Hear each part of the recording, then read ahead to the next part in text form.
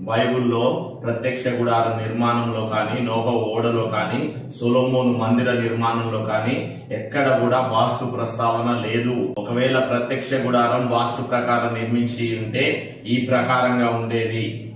కానీ ప్రత్యక్ష గుడార నిర్మాణం ఈ విధంగా ఉంది. క్రీస్తులో ఉన్నవానికి వాస్తు లేదు.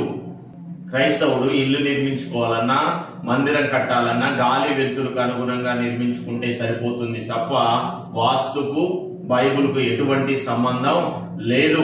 క్రైస్తవుడుగా జీవిస్తూ నీవు వాస్తు పాటిస్తా ఉన్నావంటే ఆ శక్తులకు నీ ఇంటిలో యాక్సెస్ ఇస్తా ఉన్నావు. బాధాకరమైన విషయం ఏమిటంటే కొంతమంది బోధకులు వాస్తు ప్రకారం మందిరాలు కట్టకుంటే తమకు వచ్చే కానుకలు, తమ రాబడి తగ్గుతుందేమన్న భయంతో వాస్తు ప్రకారం మందిరాలు కడతా ఉన్నారు. క్రైస్తవునికి అన్ని రోజులు సమానమే.